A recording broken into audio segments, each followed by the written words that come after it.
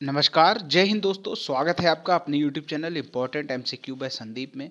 दोस्तों, जैसा कि आप जानते हैं कि हम लोग डीएलएड फोर्थ सेमेस्टर गणित की तैयारी कर रहे हैं और इसी के अंतर्गत हमने आपको मॉडल पेपर नंबर 6 उपलब्ध कराया था और आपसे ये भी कहा था कि इन सभी प्रश्नों को आप सॉल्व करके अपनी कॉपी में नोट कर लीजिए या नीचे कॉमेंट बॉक्स में इसके उत्तर दे दीजिए। इसके बाद मैं सोल्यूशन वाला वीडियो अपलोड करूँगा, तब आप अपने आंसर्स मैच कर सकते हैं और आपको ये पता लग सकता है कि आपके कितने आंसर सही हैं और 25 में से आपके कितने नंबर आ रहे हैं। तो चलिए शुरू करते हैं आज का सॉल्यूशन वाला वीडियो। आप अपने आंसर्स यहाँ से मैच कर सकते हैं कि आपका कौन कौन सा जो उत्तर है वो सही हुआ है और कौन सा गलत। जितने भी क्वेश्चन आपके सही होते हैं, जितने भी नंबर आपके इस 25 नंबर की परीक्षा में आते हैं, नीचे हमें कमेंट बॉक्स में ज़रूर बताइएगा। और लास्ट में मैंने आपसे एक प्रश्न भी पूछा है इस वीडियो में, उस प्रश्न का उत्तर भी आप हमें ज़रूर दीजिएगा। तो चलिए शुरू करते हैं आज का वीडियो को शुरू करने से पहले एक बार निवेदन है कि अगर आपने अभी तक चैनल को सब्सक्राइब नहीं किया है तो चैनल को सब्सक्राइब कर लीजिए और घंटी का निशान जरूर दबा लीजिए ताकि ऐसे ही वीडियोस का नोटिफिकेशन आपको लगातार मिलता रहे। शुरू करते हैं आज का वीडियो। तो यहाँ पर जो पहला प्रश्न आपके सामने है, ए की पावर जीरो का मान क्या होगा। ए की पावर जीरो का मान क्या होगा अगर किसी भी संख्या में पावर जीरो लगी हो तो उसका मान सदैव एक आता है। याद रखिए, अगर आपने एक उत्तर लगाया है तो आपका बिल्कुल सही है। चाहे ए की पावर जीरो हो तब भी एक आएगा, अगर 100 की पावर जीरो हो तब भी एक आएगा, अगर 5 की पावर जीरो हो तब भी एक आएगा। पावर अगर जीरो है तो उत्तर सदैव एक आएगा। क्लियर। चलो आगे बढ़ते हैं। 2197 का घनमूल निकालो। देखो आपके सामने 12, 13, 14, 15 ऑप्शन दे रखे हैं। देखो अगर घनमूल निकालने की बात हो रही, यानी जो इसका घनमूल होगा उसी घनमूल का जो घन होगा वो 2197 होगा। तो यहाँ पर हम ये कह सकते हैं अगर हम 12 का घन निकालें तो कितना आएगा। देखिए आखिरी में 2 है तो 2 गुणे 2 कितना आना चाहिए, इकाई में 8 आना चाहिए। यहाँ कितना है 7, यानी ये ऑप्शन गलत। ठीक है। अब बात करेंगे 13 को, देख लेते हैं। तो 13 में 3 आखिरी में है, 3 का 3 बार गुणा कर देंगे। चूंकि घन की बात हो रही तो 3 का 3 बार गुणा कर, वर्ग की बात होती तो 2 बार गुणा करते। तो 3 तिया 9 तिया 27, यानी 7 आखिरी में आ रहा है और यहाँ भी 7 आखिरी में आ रहा है। तो हम ये कह सकते हैं कि इसका जो घनमूल 13 हो सकता है। लेकिन आगे भी देख लेते हैं, हो सकता है कुछ और भी निकल आ जाए। 14 का जब हम करेंगे 4 को आखिरी में 4 आखिरी में, तो 4 का 3 बार मल्टीप्लाई करेंगे। 4 चौको 16, चौको 64, यहाँ इकाई का अंक 4 आएगा। उसी तरह 15 का करेंगे, 15 का 5 इकाई अंक है तो 5 25, 5 125, यहाँ पर भी 5 ही इकाई का अंक आएगा। ठीक है। तो इकाई का अंक 7 इसमें आ रहा है और 7 ही आपके क्वेश्चन में आ रहा है। तो हम ये कह सकते हैं कि 2197 का जो घनमूल होगा वो 13 होगा। देखो कुछ चीज़ें होती हैं जो आपके ऑप्शन से मिल जाती हैं, तो हमें पूरा सॉल्व करने की ज़रूरत नहीं पड़ती है। देखो ये सब चीज़ें तो रटी होनी चाहिए कि 2 का क्यूब, यानी अगर 12 का है हम निकाल रहे हैं क्यूब, घन निकाल रहे हैं, तो 2 का जो क्यूब है, जो उसकी इकाई संख्या है, उससे भी हम पता लगा सकते हैं। यहाँ 2 है तो 2 का जो क्यूब होगा वो 8 आएगा। अब यहाँ पर तो 7 हमें नहीं चाहिए, यानी ये ऑप्शन गलत। अब 3 का देख लेते, 3 का जो क्यूब होगा वो 27 होता है, यानी इकाई का अंक 7 है। तो यहाँ पर देखिए, यहाँ पर भी 7 है, तो 13 का ये आपका घन हो जाएगा। तो 2197 का जो घनमूल होगा वो 13 होगा। अगला प्रश्न है, दो पासों को उछालने पर ऊपरी भाग में प्राप्त अंकों के समान होने के परिणाम लिखिए। तो देखो दो पासे जब उछाले जाएंगे तो ऊपरी भाग पर कोई ना कोई अंक आएगा। ठीक है। देखो समान अंक चाहिए हमें, यानी पहले पर एक हो तो दूसरे पर भी एक होना चाहिए। अब ये समान हुआ। ठीक है। अब इसी तरह 2 2 की कंडीशन हो जाएगी, 3 3 की कंडीशन, 4 4 की, 5 5 की, 6 6 की। तो बताइए कितनी कंडीशन बनने, कितने परिणाम बनना है। 1 2 3 4 5 6, तो 6 परिणाम बनना है। जब हम पासे को उछाल रहे हैं तो उनके ऊपरी भाग पर समान अंक आने चाहिए। अब 1 और 2 को हम यहाँ नहीं ले सकते, हम लेंगे तो 1 1 को लेंगे, 2 2 को लेंगे, 3 3, यानी अंक जो हैं वो समान होने चाहिए। तो ऐसी कितनी कंडीशन बनती है, 6। तो यहाँ पर सही उत्तर होगा 6। अगला प्रश्न है, समांतर चतुर्भुज में एक कोण 120 का है। कोई चतुर्भुज है उसमें एक कोण 120 का है तो उसके सम्मुख कोण बताना है। तो सम्मुख कोण का मतलब होता है सामने वाला कोण, ठीक है। जिससे मान लेते हैं ये आपका चतुर्भुज बना हुआ है, ये हो गया 120 का, तो ये पूछा जा रहा है ये सम्मुख कोण कितने का होगा, तो ये भी 120 का होगा, क्योंकि समांतर चतुर्भुज में सम्मुख कोण बराबर होते हैं। अगला यहाँ पर जो प्रश्न है 2x स्क्वायर माइनस 18 बराबर 0 में x का मान आपको ज्ञात करना है। तो 2x स्क्वायर माइनस 18 बराबर 0 यानी माइनस 18 बराबर के उस तरफ चला जाएगा, तो ये हो जाएगा 2x स्क्वायर बराबर 18। अब यहाँ से 2 हटाएंगे तो 18/2 हो जाएगा, 18/2 बराबर हो जाएगा 9। एक्स स्क्वायर से स्क्वायर को हटाएंगे तो 9 अंडर रूट में आ जाएगा, और 9 का वर्गमूल कितना होता है 3। तो यहाँ पर जो x की वैल्यू आ गई वो आ गई 3, तो यहाँ पर 3 अगर ऑप्शन में है तो वही आपका सही उत्तर हो जाएगा। उम्मीद करता हूँ ये पांचों प्रश्न आपने अपने से मिला लिए होंगे। आगे बढ़ते हैं, प्रश्न संख्या 6 है, दो क्रमागत संख्याओं का गुणनफल 20 है, संख्याएं ज्ञात करो। देखो इसका पूरा प्रोसीजर करना पड़ेगा यहाँ पर। तो मानते हैं पहली संख्या x है, तो दूसरी क्रमागत संख्या कौन सी हो जाएगी x + 1। बोल रहे हैं इन दोनों का गुणनफल कितना है, गुणनफल 20 है, तो इन दोनों का कर दिया गुणनफल बराबर 20। अब आप इसको जब सॉल्व करेंगे तो आपको इनका मल्टीप्लाई हो जाएगा, एक्स स्क्वायर प्लस एक्स बराबर 20, और ये एक्स स्क्वायर प्लस एक्स 20 उठ के इधर आ जाएगा, ये 0 हो जाएगा। अब यहाँ पर x square plus x minus 20 का आपको अभाज्य गुणनखंड निकालना होगा। अभाज्य गुणनखंड निकालेंगे तो यहाँ पर आपके सामने दो वैल्यूज आएंगी, एक वैल्यू आएगी x बराबर 4 और दूसरी वैल्यू आएगी x बराबर -5। तो हम जब भी वैल्यू लेंगे तो प्लस वाली वैल्यू लेंगे, यानी x बराबर 4 हम ले लेंगे। तो जब x बराबर 4 आ जाएगी तो हम यहाँ पर इसमें और इसमें वैल्यू रख देंगे, आपका आंसर आ जाएगा। देखो x बराबर 4, तो पहली जो वैल्यू आ गई 4, दूसरी वैल्यू है x + 1, तो दूसरी वैल्यू कितनी हो जाएगी 4 + 1, 4 + 1 हो गया 5। तो यहाँ पर वो दोनों जो संख्याएं निकल के सामने आ गई 4 और 5, और 4 और 5 का अगर आप गुणा करके देखेंगे तो आपको 20 ही प्राप्त होगा। उम्मीद करता हूँ ये चीज़ आपको क्लियर हो गई होगी। प्रश्न संख्या 7 यहाँ पर है, वर्ग के विकर्ण कितनी माप पर आपस में समद्विभाजित होते हैं। तो जो वर्ग के विकर्ण हैं, यानी जैसे ये मान के चलते हैं हमने ये वर्ग बना दिया और ये इसका विकर्ण हो गया, ठीक। तो ये पूछा जा रहा है ये जो कोण है ये कितना होगा, कितनी माप पर आपस में समद्विभाजित होते हैं। तो हम ये कह सकते हैं ये जो कोण आपका होगा 90 डिग्री, या फिर समकोण भी आप अगर लिख देंगे तब भी आपका सही उत्तर माना जाएगा। अगला प्रश्न है, एक वृत्ताकार फर्श का क्षेत्रफल 66 वर्ग मीटर है, तो फर्श का व्यास ज्ञात करो। देखो फर्श का क्षेत्रफल कितना है 66, तो फर्श का क्षेत्रफल का फॉर्मूला क्या होता है πr² बराबर कितना हो जाएगा 66 हो जाएगा। अब पाई की वैल्यू होती है 22/7 इंटू r² बराबर 66। अब ये 22 से ये कट जाएगा, 22 × 3 = 66, ठीक है। और ये जो नीचे 7 है ये 7 बराबर के उस तरफ जाएगा तो मल्टीप्लाई में हो जाएगा, क्योंकि इधर ये डिवाइड में है।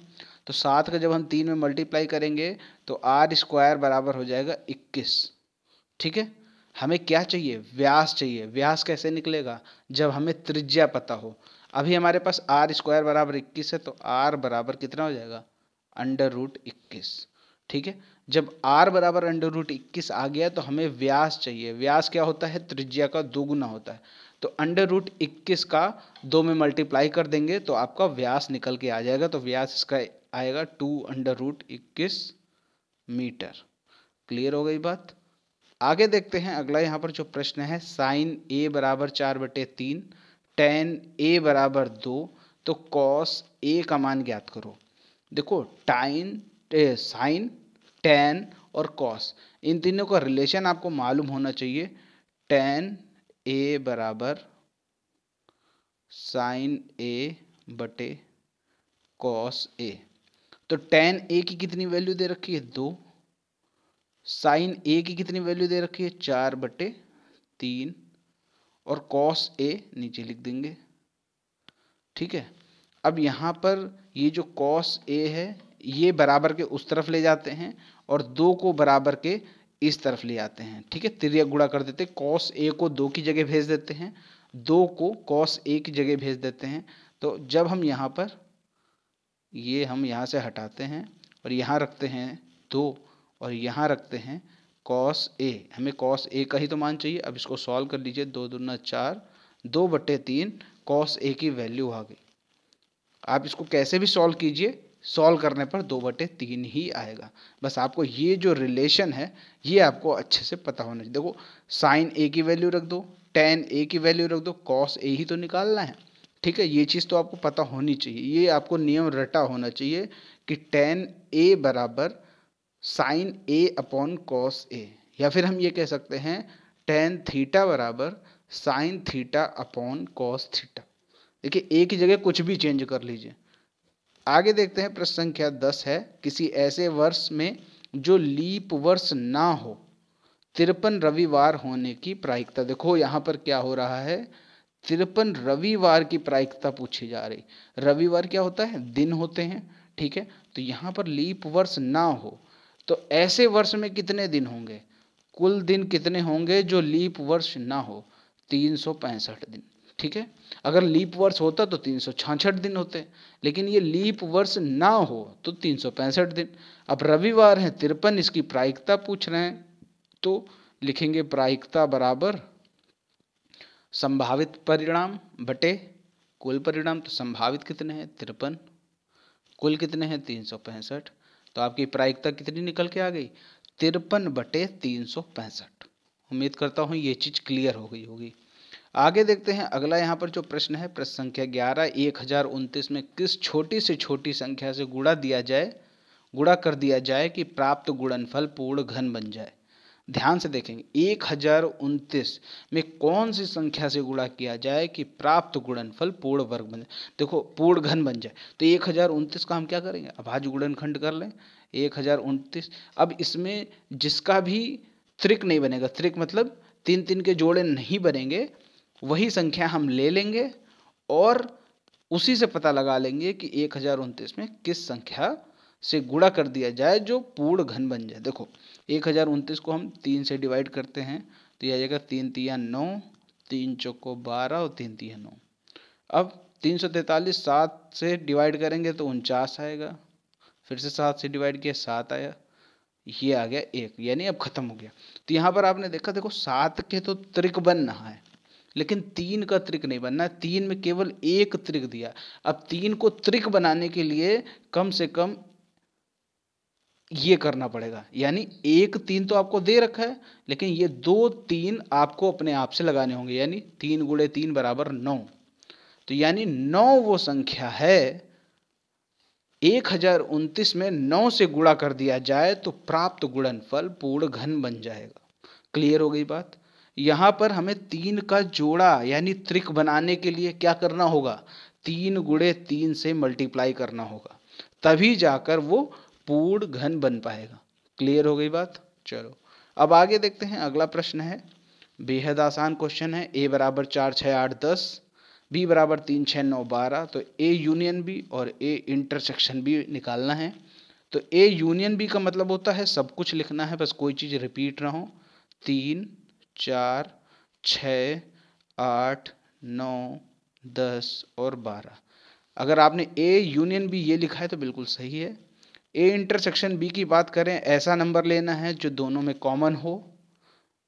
तो कॉमन क्या है, सिर्फ और सिर्फ 6 कॉमन है, तो यहाँ पर हम ले लेते हैं ए इंटरसेक्शन बी बराबर 6।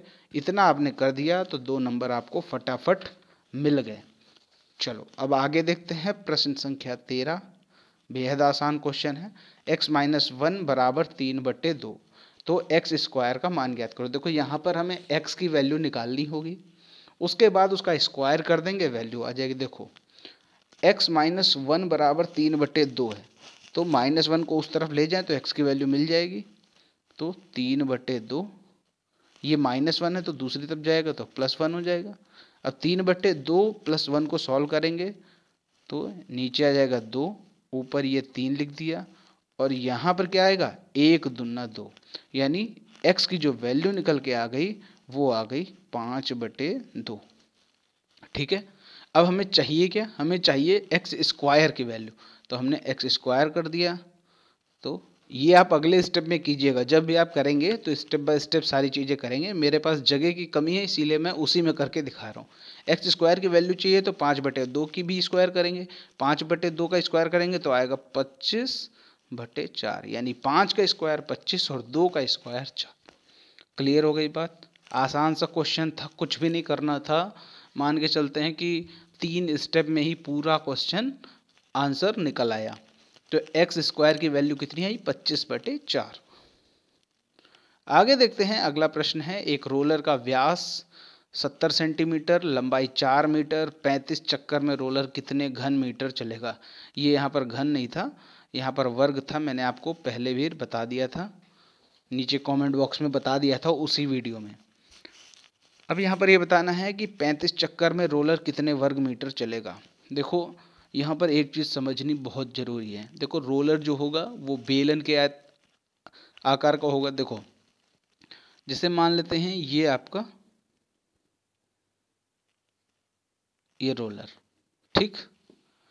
अब ये ज़मीन पर चलेगा, तो ज़मीन पर जो चलेगा वो ये जो सामने का हिस्सा होगा सिर्फ यही चलेगा, ठीक है।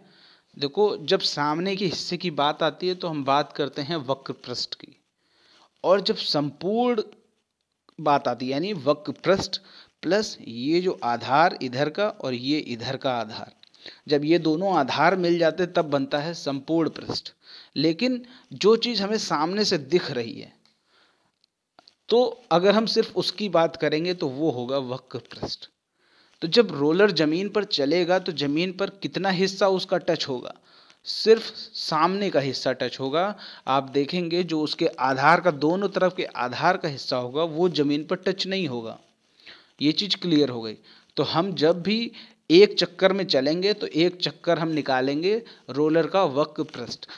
अगर हम ये पता लगाएं कि रोलर जो है वो एक चक्कर में कितना चलेगा, तो हम अगर रोलर का वक्र पृष्ठ निकाल लें तो हमें ये पता चल जाएगा एक चक्कर में रोलर कितना चल रहा है। हमें निकालना क्या है, 35 चक्कर। अगर हम एक चक्कर का निकाल लें तो 35 चक्कर का भी आसानी से निकाल लेंगे। तो देखो कैसे निकलेगा, ये चीज़ आपको पता होनी चाहिए। हम क्या करेंगे, यहाँ पर रोलर का वक्र पृष्ठ निकाल लेंगे, लेकिन वक्र पृष्ठ निकालने से पहले हमें ये पता है कि हमें वर्ग मीटर में निकालना है। तो यहाँ सेंटीमीटर दे रखा है, ये मीटर दे रखा है। देखो ये मीटर दे रखा है तो ये तो ओके है, लेकिन 70 सेंटीमीटर दे रखा है व्यास। हमें वक्र पृष्ठ में ज़रूरत किसकी होती है, त्रिज्या की, क्योंकि बेलन का जो वक्र पृष्ठ होता है उसका जो फॉर्मूला होता है 2πr/h, ये फार्मूला होता है वक्र पृष्ठ का। तो वक्र पृष्ठ में पाई की वैल्यू पता है 22/7, h यानी लंबाई मीटर में पहले से दे रखी है, लेकिन जो r है, r किससे निकलेगा, व्यास से निकलेगा। व्यास है आपका 70, तो त्रिज्या आपकी कितनी हो जाएगी, आधी कर दो इसकी, 35 हो जाएगी। ये हो गई 35 सेंटीमीटर, लेकिन हमें चाहिए क्या, हमें मीटर में चाहिए। तो जब सेंटीमीटर को मीटर में बनाएंगे तो ये 100 से भाग दे देंगे, यानी त्रिज्या आपकी कितनी है, 35/100। हम इसको ऐसे ही रखते हैं ताकि कैलकुलेशन में आसानी रहे। बाकी तो आप अगर इसको चेंज करना चाहें तो चेंज भी कर सकते हैं। 5×7=35 और नीचे कट जाएगा 20 आ जाएगा, यानी 7/20 आ जाएगा, वो भी सही है। लेकिन हम इसको 35/100 ही रख रहे हैं ताकि आगे कैलकुलेशन में आसानी हो। तो सारी चीज़ें क्लियर हो गई, यानी जो आपका त्रिज्या निकल के आई 35/100 मीटर, लंबाई तो दे रखी 4 मीटर। अब वक्र पृष्ठ निकाल लेते हैं। वक्र पृष्ठ यानी जो रोलर होगा वो एक चक्कर में जो चलेगा वो बेलन के वक्र पृष्ठ के बराबर होगा। तो वक्र पृष्ठ निकाल लेते हैं, 2πr 35/100 हमने निकाला था, h4।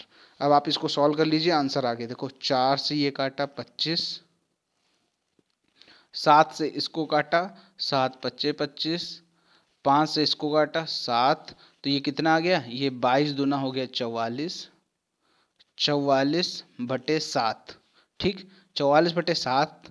अब इसको सॉल्व कर लीजिए तो ये आ जाएगा 8.8 वर्ग मीटर। इसका उत्तर कितना आ गया, 8.8 वर्ग मीटर। अगर आपका भी यही उत्तर आया है तो ये मान के चलिए अभी तो 8.81 चक्कर का निकल के है, हमें चाहिए कितने चक्कर का, 35 चक्कर का। ठीक है, अभी तो वक्र प्रश्न निकला है, यानी एक चक्कर में रोलर कितना चल रहा है, 8.8 वर्ग मीटर। अब हमें 35 का चाहिए तो 35 गुणे 8.8 कर देंगे, तो ये आपका आ जाएगा 308 वर्ग मीटर। क्लियर, एक चक्कर में चल रहा है 8.8 वर्ग मीटर, तो 35 चक्कर में कितना चलेगा, 35 से 8.8 का गुणा कर देंगे, 308 वर्ग मीटर निकल के आ गया। उम्मीद करता हूँ ये चीज़ क्लियर हो गई होगी। चलो अब आगे देख लेते हैं। बहुलक ज्ञात करना है, बेहद आसान सा क्वेश्चन होता है, 2 नंबर में अगर डाला जाता है तो ये मान के चलिए 2 नंबर के साथ नाइंसाफ़ी होगी, क्योंकि बेहद आसान क्वेश्चन होता है ये। सबसे ज़्यादा बारंबारता में देख लीजिए किसकी सबसे ज़्यादा बारंबारता है, वही इसका आंसर होगा। देखो यहाँ पर 60 सबसे ज़्यादा है और 60 का पद कितना है, 4, तो यहाँ पर बहुलक होगा 4। देखो इसको लैंग्वेज कैसे लिखनी है, यहाँ पर लैंग्वेज लिखनी होगी कि पद 4 की बारंबारता सर्वाधिक 60 है। चाहे तो आप नोट कर लीजिए, पद 4 की बारंबारता सर्वाधिक 60 है, अतः बहुलक 4 होगा। क्लियर, चलो आगे देखते हैं, अगला प्रश्न देखते हैं, प्रश्न संख्या 16। किसी वृत्ताकार पार्क की त्रिज्या 25 मीटर है, पार्क के चारों तरफ 3 मीटर चौड़ी सड़क बनाई गई। देखो यहाँ पर हम क्या करते हैं, सबसे पहले तो एक पार्क बना लेते हैं वृत्ताकार। ठीक, ये इसकी त्रिज्या निकल के आ गई, 25 दे रखी। ठीक, अब इसके बाद क्या हुआ, इसके चारों तरफ 3 मीटर चौड़ी सड़क बनाई गई, तो ये हमने सड़क बना दी और इसकी जो चौड़ाई है वो कितनी है, 3 है। अब अगर हम ये कहें कि सड़क सहित पार्क की त्रिज्या कितनी हो जाएगी, सड़क सहित पार्क की त्रिज्या कितनी हो जाएगी, ये 25 और ये 3, तो कुल मिलाकर 28 हो गई। यानी अगर हम सड़क सहित पार्क की त्रिज्या लें तो वो 28 हो गई, और पार्क की त्रिज्या कहें तो वो आपकी 25 हो गई। ठीक है, दोनों में डिफरेंस समझ में आ रहा है। देखो जो पार्क था वो छोटा था, लेकिन जब हमने उसके चारों ओर 3 मीटर चौड़ी सड़क बना दी तो वो एरिया बड़ा हो गया। तो कुल मिलाकर अगर हम ये कहें सड़क सहित पार्क की त्रिज्या बताओ, तो सड़क सहित पार्क की त्रिज्या कितनी हो जाएगी, 28 मीटर हो जाएगी। ठीक, अब ये चीज़ तो समझ में आ गई। अब अगर हम क्षेत्रफल निकालने को कहें कि पार्क का क्षेत्रफल निकालो, सड़क सहित पार्क का क्षेत्रफल निकालो, तो दोनों चीज़ें अलग अलग हैं, दोनों चीज़ें आप आसानी से निकाल सकते हो। देखो वृत्त का क्षेत्रफल क्या होता है, पाई आर स्क्वायर होता है, तो यहाँ पर हम आसानी से रखेंगे, पाई की वैल्यू रख देंगे। अगर हम पार्क का क्षेत्रफल निकालेंगे तो आर रख देंगे 25। अगर हम कहते हैं सड़क सहित पार्क का क्षेत्रफल निकालेंगे तो हम 28 ले लेंगे त्रिज्या। ठीक है, चलो मैं आपको करके दिखाता हूँ, तब आपकी ज़्यादा समझ में आएगा। देखो यहाँ ये आप देख सकते हैं, जो वृत्त यानी पार्क की त्रिज्या है वो 25 मीटर है, और अगर हम कहें सड़क सहित पार्क की त्रिज्या, जैसे मैंने आपको बताया था ये पार्क हो गया, अब इसके चारों ओर 3 मीटर चौड़ा रास्ता ये बना दिया, तो ये त्रिज्या तो 25 थी। ठीक, और ये 3 था, तो 25 और 3, अगर सड़क सहित पार्क का त्रिज्या कहें, सड़क सहित पार्क की त्रिज्या 25 + 3 28 हो जाएगा। अब पूछा जा रहा है प्रश्न में सड़क का क्षेत्रफल पूछा जा रहा है, यानी अगर हम कुल क्षेत्रफल में ये वाला क्षेत्रफल घटा दें तो हमारे पास सड़क का क्षेत्रफल निकल आएगा। यही तो होता ही है, यानी अगर हमें सड़क का क्षेत्रफल चाहिए तो सड़क सहित पार्क का क्षेत्रफल निकाल लें, उसमें हम पार्क का क्षेत्रफल घटा दें तो हमारे पास सड़क का क्षेत्रफल निकल के आ जाएगा। तो सड़क देखो दोनों वृत्ताकार हैं और दोनों वृत्त का क्षेत्रफल है, तो pi r square minus pi r square हो जाएगा। ठीक है, अब यहाँ से पाई की वैल्यू तो निश्चित होती है 22/7, तो पाई को हमने बाहर कर लिया, अंदर क्या बचेगा, अंदर बचेगा R square minus R square. तो सड़क सहित पार्क का जो त्रिज्या है, सड़क सहित पार्क की त्रिज्या 28 मीटर, तो 28 स्क्वायर कर दिया। पार्क का क्षेत्रफल यानी जो पार्क की त्रिज्या है वो थी 25 मीटर, तो 25 स्क्वायर कर दिया, 28 स्क्वायर माइनस 25 स्क्वायर, तो 28 का स्क्वायर करेंगे तो आएगा 784, 25 का स्क्वायर करेंगे तो आएगा 625। 22/7 हमने बाहर कॉमन ले रखा है।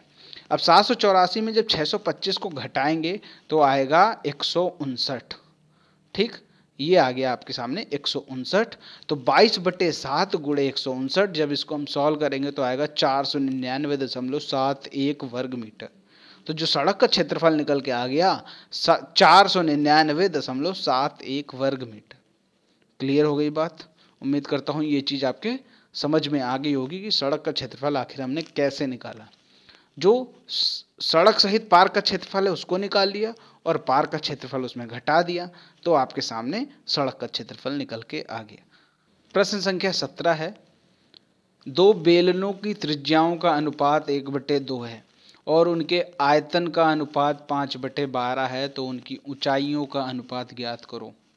साफ साफ बोला जा रहा है आयतन का अनुपात 5/12, तो यानी पहले का आयतन हम V1 मान लेते हैं, दूसरे का आयतन हम मान लेते हैं V2। ये कितना है? 5/12। ठीक, यही तो है अनुपात। अनुपात कहें या बट्टे में कह दे, बात एक ही है। तो अब V1 यानी वॉल्यूम यानी आयतन, आयतन का क्या फार्मूला होता है? πr²h। तो यहाँ पर आगे क्या बनेगा? πr²h बटे πr²h। तो पाई की वैल्यू कट जाएगी और ऊपर त्रिज्या का स्क्वायर गुणे ऊंचाई, नीचे त्रिज्या का स्क्वायर गुणे ऊंचाई। और यहाँ पर जो त्रिज्या पहले की है 1 और दूसरे की त्रिज्या है 2, तो पहले वाले में 1 का स्क्वायर कर देंगे, दूसरे वाले में 2 का स्क्वायर कर देंगे और 5/12 के बराबर कर देंगे। कैसे किया गया है? यहाँ आप देख सकते हैं दो बेलनों की त्रिज्या का अनुपात 1:2। यानी अगर हम पहले बेलन की त्रिज्या को R1 का नाम दें तो दूसरे बेलन की त्रिज्या को R2 का नाम देंगे। इससे क्लियर रहेगा कि पहले बेलन की त्रिज्या कौन है? R1, दूसरे बेलन की त्रिज्या कौन है? R2। 1:2 है इनका। तो हम ये कह सकते हैं कि R1 की वैल्यू 1 है और R2 की वैल्यू 2 है। ठीक है, आयतन का अनुपात यहाँ 5/12 दे रखा है, तो आयतन का फार्मूला लगा देंगे πr² बटे πr² बराबर 5/12। ठीक है, पाई तो कट जाएगा क्योंकि दोनों की वैल्यू सेम होती है। अब R1 था 1, ये आप देख सकते हैं R1 जो था ये था 1 और R2 था ये 2। तो हम R1 और R2 की जगह वैल्यू रख देंगे। R1 का स्क्वायर करेंगे 1 का स्क्वायर, R2 की स्क्वायर करेंगे तो 2 का स्क्वायर इंटू H1 बटे H2। H1 हमने क्यों रखा है? क्योंकि पहले बेलन की ऊंचाई, H2 है दूसरे बेलन की ऊंचाई। क्लियर? अब यहाँ पर H1 और H2 का ही अनुपात पूछा जा रहा है, यानी दोनों बेलनों की ऊंचाइयों का अनुपात पूछा जा रहा है। तो यहाँ पर आप जब इसको सॉल्व करेंगे तो 1 का स्क्वायर 1 ही आ जाएगा, 2 का स्क्वायर आ जाएगा 4। ठीक है, अब 1/4 को उस तरफ भेजेंगे तो नीचे वाला जो होगा यानी जो डिवाइड में होगा वो मल्टीप्लाई में हो जाएगा, और जो आपका मल्टीप्लाई में होगा वो नीचे डिवाइड में आ जाएगा। तो आप इसको सॉल्व कर लेंगे, 4 3 12, तो इसका जो उत्तर आएगा 5/3, यानी बेलन की ऊंचाइयों का अनुपात कितना निकल के आ गया? 5:3। उम्मीद करता हूं कि ये चीज़ आपको अच्छे से समझ में आ गई होगी। आगे देखते हैं, प्रश्न संख्या 18 है, 4y² बराबर 11y + 3। अब इसको हल करना। हल करने का मतलब है y की वैल्यू फाइंड आउट करनी है। तो इसको अभाज्य गुणनखंड की तरह सभी को एक तरफ कर लेते हैं। 4y², 11y + 3 को उधर ले आएंगे तो -11y - 3। अब यहाँ पर इसको गुणनखंड करेंगे, ये 4 है ये 3, 4 3 होता है 12। अब हमें 11y को ऐसे फॉर्म में तोड़ना है कि गुणा करने पर तो 12 आए, जोड़ने या घटाने पर 11 आए। तो यहाँ पर हमने इसको तोड़ दिया, 12 - 12y + y। अब ये इसका 1 है, इसका 12 है, तो 12 एक कम तो 12 आ गया, यानी गुणा करने पर 12 आ रहा है।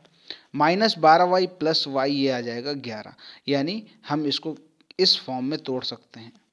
क्लियर? अब यहाँ पर इससे कॉमन लीजिए, 4y² - 12y में 4y कॉमन हो जाएगा। जब इससे 4y कॉमन लेंगे तो बचेगा y, -12y में जब हम 4y कॉमन लेंगे तो बचेगा -3। अब y - 3 सेम टू सेम उठाकर हम ऐसे ही यहाँ रख देंगे। यहाँ पर y हमने देखा y है केवल, और यहाँ पर भी y ही है। तो तो यानी यहाँ पर कुछ भी बच नहीं रहा। जब y से हम y उठा ले रहे हैं तो कुछ बचेगा है नहीं, तो यहाँ पर हम रख देते हैं प्लस का 1। क्लियर हो गई बात। तो अब यहाँ पर वैल्यू हम इसकी ले लेते हैं 4y + 1 एक ब्रैकेट में, y - 3 एक ब्रैकेट में। अब इसके बाद इसकी वैल्यू निकाल लीजिए। 4y + 1 = 0, y - 3 = 0। इसको अलग अलग कर लिए। अब ये जो 1 है बराबर के उस तरफ जाएगा तो -1 हो जाएगा। 4y में जब हम 4 को हटाएंगे तो इधर मल्टीप्लाई में है, इधर ये हो जाएगा डिवाइड में। तो y की एक वैल्यू तो आ गई -1/4। इसी तरह y - 3 = 0 था, तो -3 बराबर के उस तरफ जाएगा तो y = 3 हो जाएगा। ठीक है, तो ये दो वैल्यू आपके सामने निकल के आ गई। ठीक है, ज़्यादातर जो यूज़ में लेते हैं वो सदैव हम प्लस की वैल्यू को ही हम यूज़ में लेते हैं। उम्मीद करता हूँ ये चीज़ आपके समझ में आ गई होगी। अब बात कर लेते हैं आपके लिए जो विशेष प्रश्न हमने यहाँ पर रखा है। 2 सिक्के उछालने पर दोनों में शीर्ष आने की प्रायिकता ज्ञात करो। इसका क्या उत्तर होगा आप हमें नीचे कमेंट बॉक्स में ज़रूर बताएं। और दोस्तों अगर वीडियो पसंद आया है तो वीडियो को लाइक करें, शेयर करें।